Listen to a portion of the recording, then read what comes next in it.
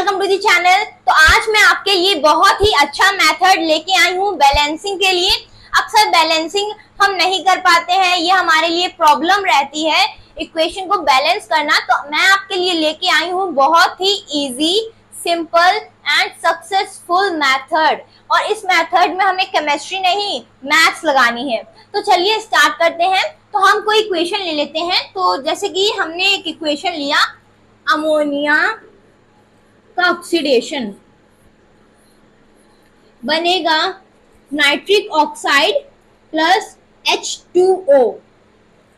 तो अब हमें करना क्या है, यहाँ पर हम लिखेंगे A, यहाँ पर हम लिखेंगे B एंड यहाँ पर लिखेंगे C और यहाँ पर लिखेंगे D।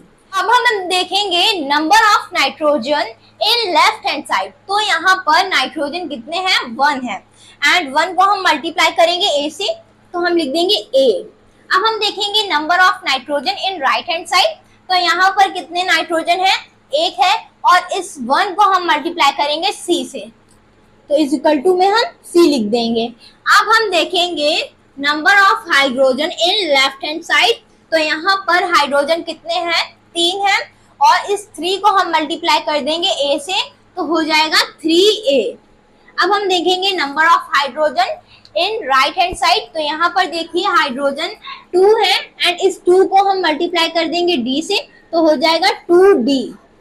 अब क्या रह गया, ऑक्सीजन रह गया। तो ऑक्सीजन हम देखेंगे इन लेफ्ट हैंड साइड। यहाँ पर कितने ऑक्सीजन है, 2 ऑक्सीजन है एंड इस 2 को हम मल्टीप्लाई करेंगे B से, हो जाएगा 2B।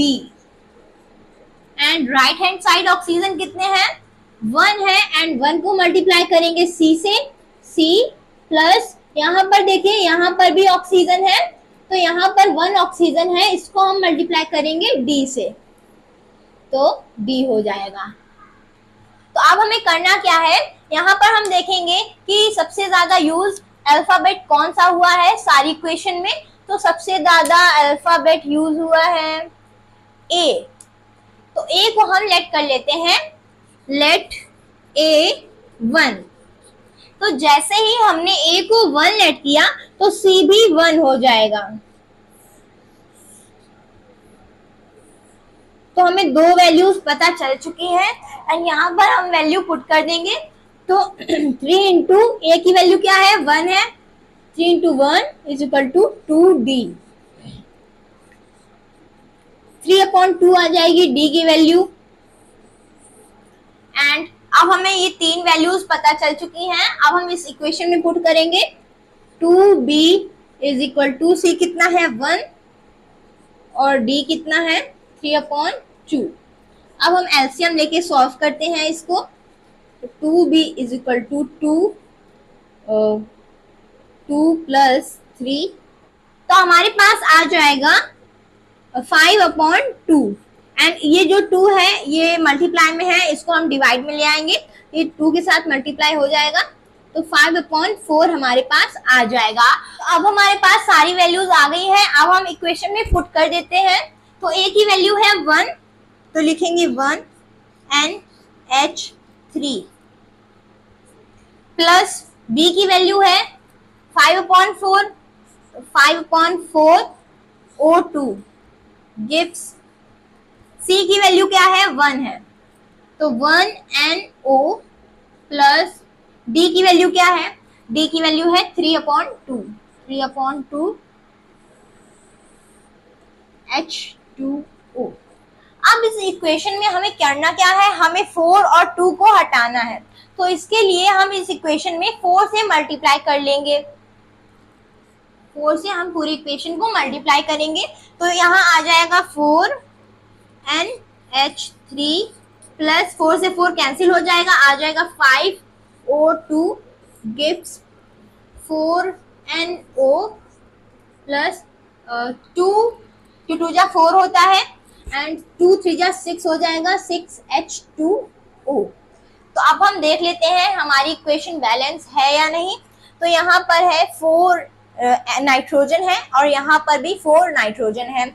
यहाँ पर देखिए हाइड्रोजन कितने हैं, 4 3 जा 12। यहाँ पर भी देखिए हाइड्रोजन कितने हैं, 6 2 जा 12 एंड यहाँ पर देखिए ऑक्सीजन कितने हैं, 5 2 जा 10। यहाँ पर देखिए 4 एंड 6 4 and 6 10। तो हमारी इक्वेशन बैलेंस हो चुकी है। तो हमारे पास नेक्स्ट इक्वेशन ये है, इस इक्वेशन को भी हम उसी मेथड से करेंगे। तो यहाँ हम लिख लेंगे A, यहाँ लिख लेंगे B, यहाँ लिखेंगे C एंड यहाँ लिखेंगे D। अब हम देखेंगे number of carbon in left hand side. तो यहाँ पर कार्बन कितने एटम्स है, कार्बन के 4 हैं एंड इसको हम मल्टीप्लाई करेंगे A से, तो हो जाएगा 4 टाइम्स ऑफ A। एंड यहाँ पर देखेंगे राइट हैंड साइड में कार्बन कितने हैं, यहाँ पर राइट हैंड साइड में केवल 1 ही कार्बन है एंड इस 1 को हम मल्टीप्लाई करेंगे C से, तो हो जाएगा C। एंड अब हम देखेंगे हाइड्रोजन को। तो हाइड्रोजन लेफ्ट हैंड साइड कितने हैं, 10 है एंड 10 को मल्टीप्लाई करेंगे A से, तो हो जाएगा 10A। 10A is equal to, right hand side में देख लेते हैं। तो राइट हैंड साइड में हाइड्रोजन है 2 एंड 2 को हम मल्टीप्लाई करेंगे D से, तो हो जाएगा 2D। अब हम देखेंगे ऑक्सीजन को। तो ऑक्सीजन लेफ्ट हैंड साइड में कितनी है, ऑक्सीजन है 2 एंड इसको हम मल्टीप्लाई करेंगे B से, तो हो जाएगा 2B is equal to, right hand side में कितने ऑक्सीजन है, यहाँ पर 2 है तो 2 को मल्टीप्लाई करेंगे C से, तो हो जाएगा 2C एंड यहाँ पर भी देखिए एक ऑक्सीजन है एंड यहाँ पर 1 ऑक्सीजन है, तो इसको 1 को हम मल्टीप्लाई करेंगे D से, तो प्लस D लिख देंगे। अब हम देखेंगे कौन सा अल्फाबेट सबसे ज्यादा बार आया है इन इक्वेशंस में। तो A यहाँ पर आया है, इसमें भी आया है, इसमें भी आया है एंड इसमें नहीं आया है। B देख लेते हैं, इसमें आया है। C किस में आया है, C इसमें आया है, इसमें आया है, तो इसमें आप जो मर्जी ले सकते हैं। तो हम ले लेते हैं A को। तो A हमने लेट कर लिया 1, तो यहाँ पर पुट कर देंगे 4 into 1 is equal to C। तो A हमारे पास आ गया 1, C हमारे पास आ गया 4। तो हमें 2 वैल्यूज पता चल चुकी हैं। अब हम इस इक्वेशन में पुट करते हैं। तो A हमारे पास है 1, तो 10 into 1 करेंगे इज इक्वल टू 2D। तो 10/2 हो जाएगा D, 2 1 जा 2 5 जा, तो D हमारे पास आ गया 5। अब हमें 3 वैल्यूज पता चल चुकी हैं। अब हम उस इक्वेशन में पुट करते हैं। तो हमारे पास सारी वैल्यूज आ चुकी हैं, तो अब हम इस इक्वेशन में पुट कर लेते हैं।